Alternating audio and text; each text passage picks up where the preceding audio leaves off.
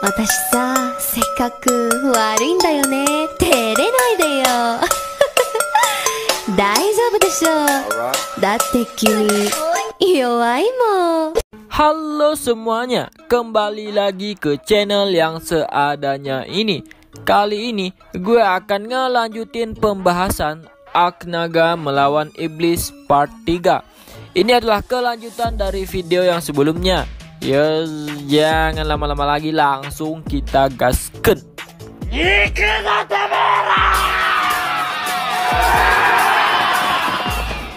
Di video kemarin kan gue membahas sampai Rimuru memberi perintah ke para bawahannya untuk mengamuk, dan pertarungan antara Rimuru dan Dewa Naga pun baru dimulai. Felgrin menyiapkan dirinya dengan tenang sambil menatap Demon Lord Rimuru, sedangkan Rudra bergembira tentang peluang kemenangannya dalam pertandingan melawan Guy setelah berhasil mendominasi Veldora. Tapi kecerobohan itulah yang menyebabkan situasi menjadi suram, sebab ada beberapa orang iblis yang dipanggil yang bahkan Felgrin pun akan menghadapi masalah. Bahkan Felgrin dengan cepat mengambil tindakan. Dengan gemuruh Veldora mulai mengambil tindakan. Felgrin juga meraung dalam upaya menghilangkan kegelisahannya sendiri dan memulai serangan untuk menghancurkan Rimuru. Veldora membuat langkah pertama melawan Rimuru yang menyatakan dia akan mengambil dua naga sejati pada saat yang sama. Serangan pertama terhadap Rimuru adalah kekuatan penuh Storm Blaze.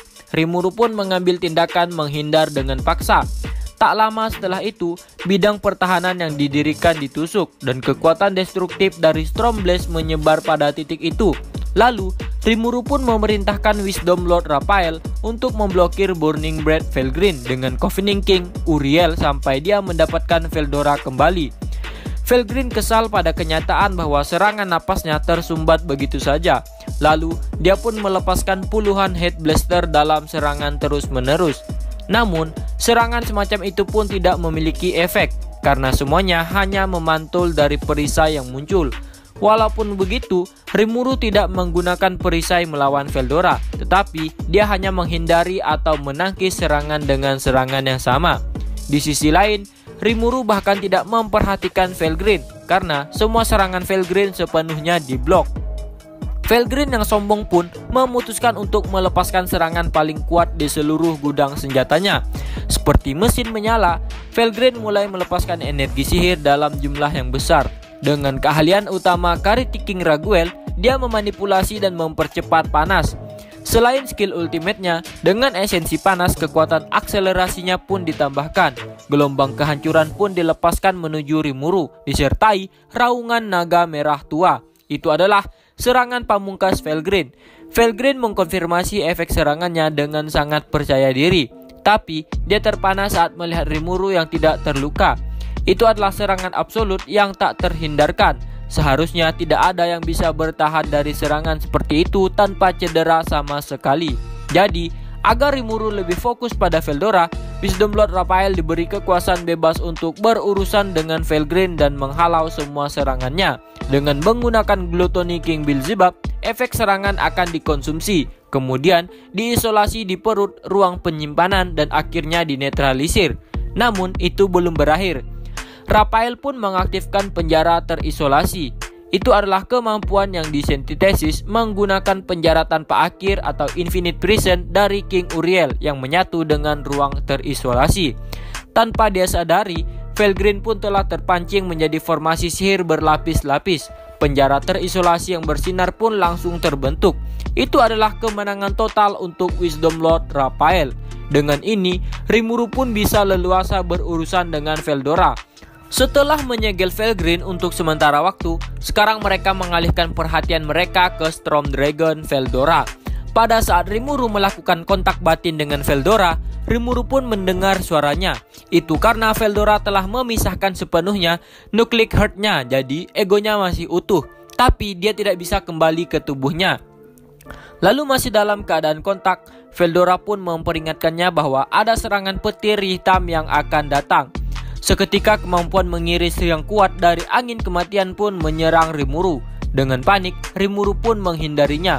Analisa pun dibuat. Tugas yang tersisa adalah mengalahkan tubuh Veldora, dan semuanya akan baik-baik saja selama mereka dapat memulihkan intinya. Untuk membebaskan Veldora, mengalahkan tubuh utama Veldora saja tidak cukup. Rimuru harus mengambil Nucleate Head-nya Veldora dan merekonstruksi Soul Corridor. Tapi masalahnya Rimuru tidak tahu lokasi head-nya dari Veldora, maksudnya hati dari Veldora, sehingga dia tidak bisa memulai serangan apapun tanpa menimbulkan luka yang fatal. Setelah melakukan beberapa analisa, Rimuru pun memulai operasinya. Dengan intuisinya dan prediksi serangan masa depan yang digunakan secara bersamaan, Rimuru pun terus menghindari serangan Storm Dragon. Dan tanpa mengabaikan celah sesaat setelah Storm Dragon menyerang, Rimuru pun mengaktifkan Gluttony King Beelzebub dan melahap tubuh utama Storm Dragon. Tubuhnya berubah dari manusia ke bentuk cairan. Sifat kentalnya sangat tidak teratur. Erosi Gluttony King Beelzebub pun telah dimulai. Bersamaan dengan itu, aura penghancuran badai naga yang menolak keberadaan musuh pun mulai menghancurkan tubuh Rimuru dan berusaha melelehkannya. Pertempuran gesekan kekerasan pun terjadi. Rasa sakit yang luar biasa pun menjalar ke seluruh tubuh Rimuru.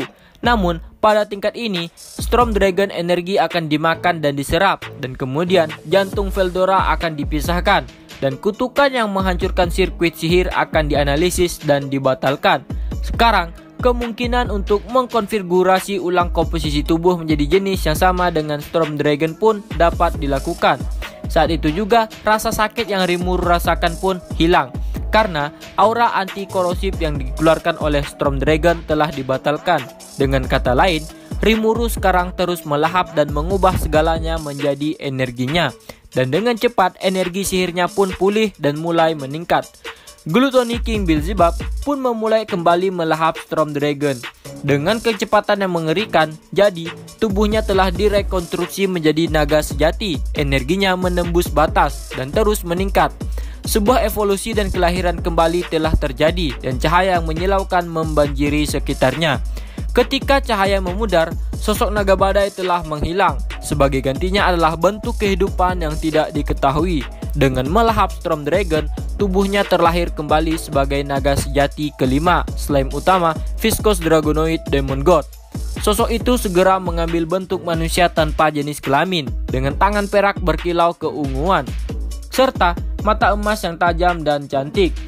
Tubuhnya dibalut dengan aura surgawi, dengan satu pedang di tangannya. Dengan kulit putih yang mempesona, aura hitam dan emas pun melapisi dirinya.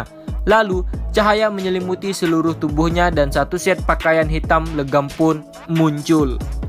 Sebagian tubuhnya dimodifikasi dan berubah menjadi baju besi.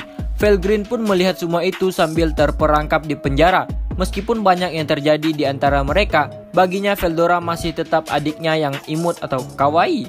Dan dia tidak punya niat untuk membunuhnya atau semacamnya. Maka, ketika dia melihat adiknya dilahap di depan matanya, kemarahan Felgreen pun melenyapkan semua alasan.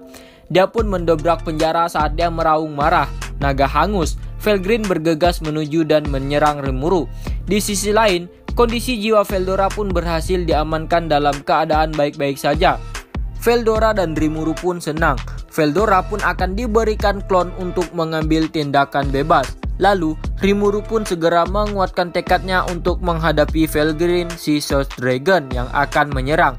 Rimuru berhasil membebaskan Veldora, tapi bahaya masih menjulang. Rimuru pun berpikir untuk mengeluarkan Veldora dengan menggunakan Storm Dragon Release. Namun, saat ini Wisdom Lord Raphael sedang dalam proses menyempurnakan keterampilan Veldora, jadi itu harus ditunda. Sedangkan Felgreen yang sedang marah mendekat ke mereka. Jadi, Rimuru memutuskan untuk bertarung jarak jauh. Namun, dia tidak memiliki banyak opsi untuk serangan jarak jauh.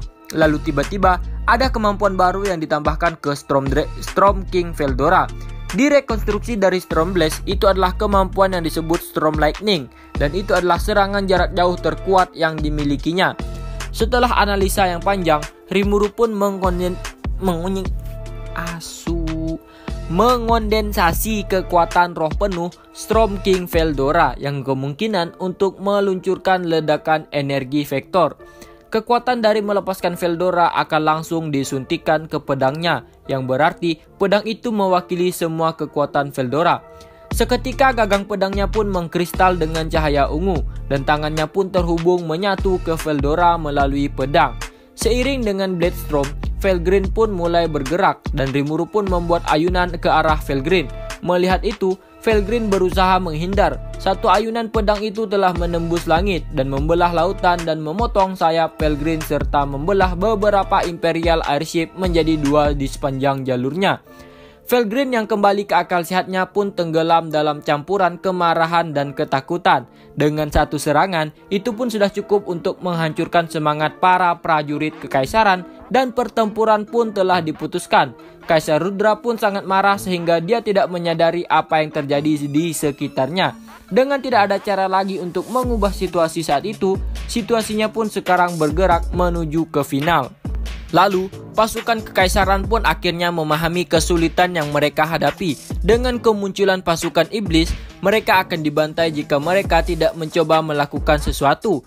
Sadar akan perbedaan kualitas, Gradim pun membuat keputusan dan mengaktifkan lingkaran sihir teleportasi, lalu pergi ke tempat pasukannya berdiri dan mengambil perintah langsung.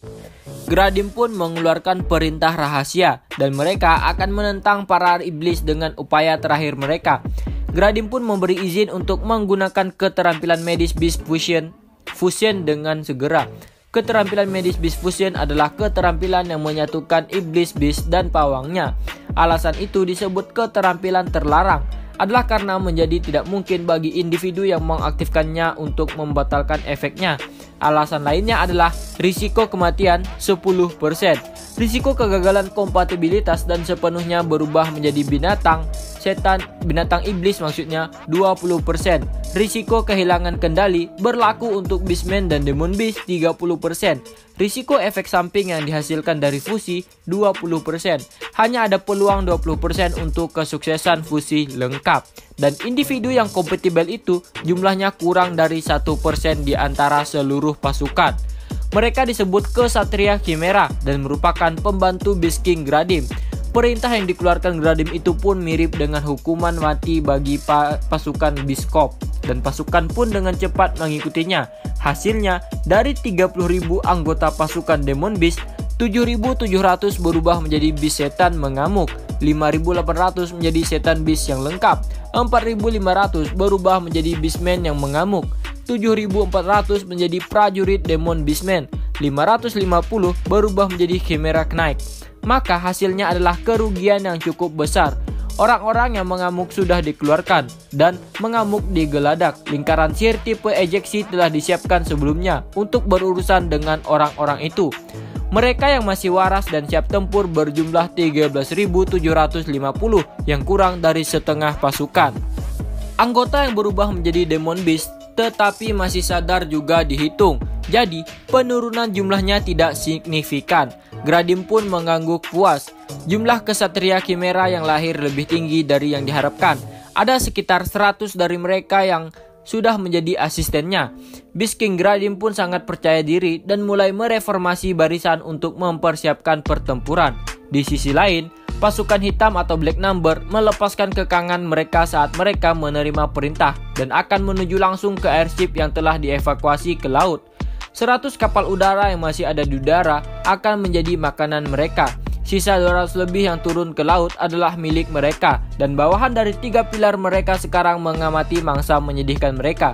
Namun, semua gerakan mereka pun berhenti dengan satu kata dari Diablo. Sekarang, perhatian mereka pun tertuju pada Diablo.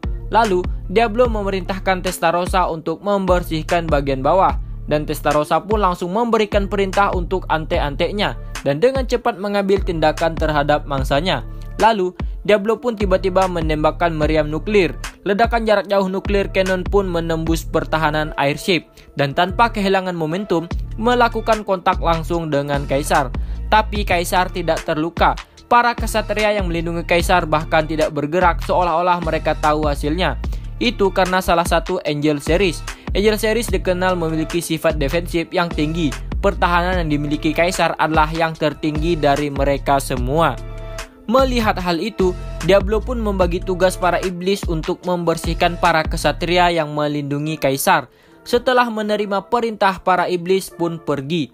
Dan dengan pertempuran itu, maka akan memberikan para iblis kesempatan untuk mengalami pertempuran dalam arti yang sebenarnya.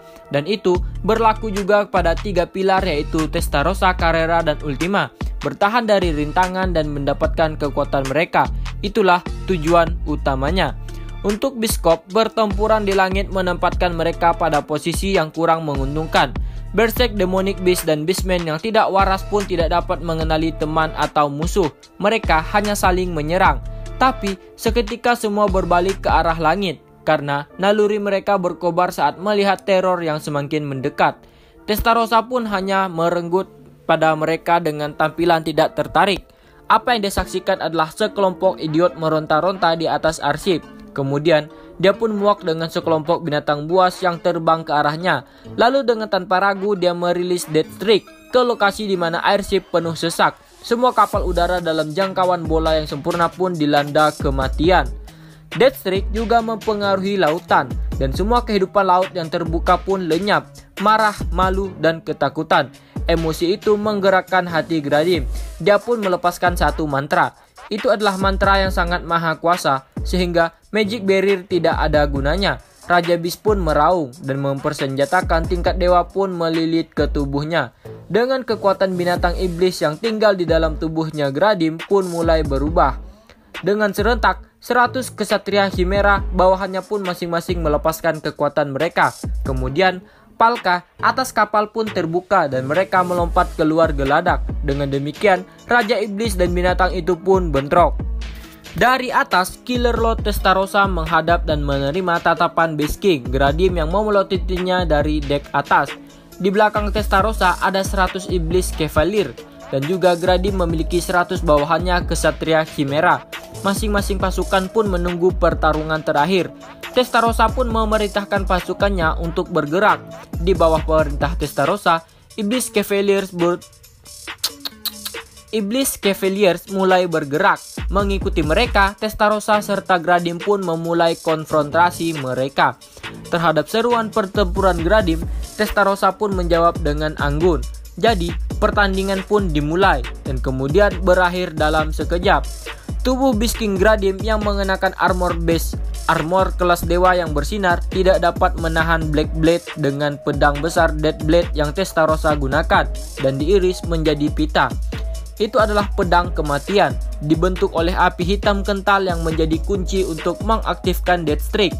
Efek pemusnahan dari ultimate skill Testarossa diperoleh segera setelah Hell King Belial memberikan kematian instan. Testarossa mengayunkan pedangnya hanya dengan niat untuk membungkamnya. Namun, itu berakhir dengan pukulan mematikan. Bagaimanapun, untuk Beast King Gradim, lawannya terlalu kuat. Testarossa yang berevolusi adalah salah satu yang terkuat di Tempest. Dan tidak ada satupun juga dari anak buah Gradim yang bisa menang melawan Demon Cavalier. Dan mereka pun telah dikalahkan. Itu adalah pertarungan yang cukup baik, tetapi pada akhirnya mereka hanya berakhir sebagai poin pengalaman bagi iblis. Dan dengan demikian, Corp Beast dimusnahkan dan tersapu dari muka bumi. Setelah memastikan tidak ada yang selamat, Testarossa pun lepas landas dari vessel dan pergi untuk membantu yang lain. Setan Cavalier pun mengikuti di belakangnya. Setelah Testarossa pergi, seorang pria lajang keluar dari kapal. Dia mengawasi langit, dan setelah mengkonfirmasi iblis telah pergi, dia dengan rakus menghabisi mayat Gradim yang terbelah dua dan memakannya. Energi pun mulai mengalir ke tubuhnya. Ketika kekuatan besar mulai terkumpul, dia pun memegang baju zirah tingkat dewa yang hancur yang pernah dipakai Gradim dan menuangkan energi ke dalamnya. Armor itu pun berkedip-kedip seolah mengakui pria itu sebagai tuan baru dan mulai memperbaiki dirinya sendiri seperti baru. Pria itu pun mengenakan baju besi itu dengan tampilan alami di wajahnya. Tubuhnya benar-benar tertutup.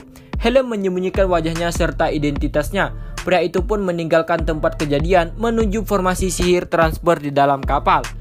Sesuai instruksi, Diablo, Ultima, dan Carrera pun menuju ke tempat Kaisar. 7 Demon Duke secara total, Letnan Diablo, Vance kelas Earth, Letnan Testarossa kelas Duke Moss dan kelas Baron Chien, Letnan Ultima kelas Marquis, Veyron dan kelas Baron Zonda, Letnan Carrera, Viscount kelas Agera dan Esprit. Masing-masing dari mereka memegang kekuatan besar. mereka adalah makhluk yang bahkan bisa disebut raja dunia bawah. Namun, dalam operasi militer ini, komando tertinggi melarang bahkan satu kematian pun, sehingga mereka tidak bisa gegabah. Ultima pun menyerahkan perintah pemusnahan kepada Zonda. 600 iblis besar menyebar ke lingkungan tersebut, menciptakan penghalang untuk menghentikan setiap pelarian. Akibatnya, menjadi sulit untuk melarikan diri dari pertempuran di langit. Untuk menjatuhkan mangsanya, masing-masing mereka menyerbu dek atas kapal utama tempat kaisar berada, dan kedua belah pihak pun saling berhadapan. Pain Lord Ultima dan Menace Lord Carrera serta Veyron, Agera, dan Esprit di sisi kekaisaran, 10 kesatria terkuat dari kerajaan Imperial Guardian yang dipimpin oleh Letnan 1 Kondo, dan pertempuran yang menentukan pun akan segera terungkap. Sementara itu, Kaisar Rudra dilindungi dalam Absolute Barrier. Pertahanannya mutlak, tidak ada yang bisa menghancurkannya. Namun, ada beberapa syarat. Energi untuk penggunaannya berasal dari kesetiaan orang-orang di sekitar kaisar. Seorang bawahan yang setia harus berada di sekitar kaisar, dan kemudian pertahanan itu adalah penghalang sempurna yang terus aktif.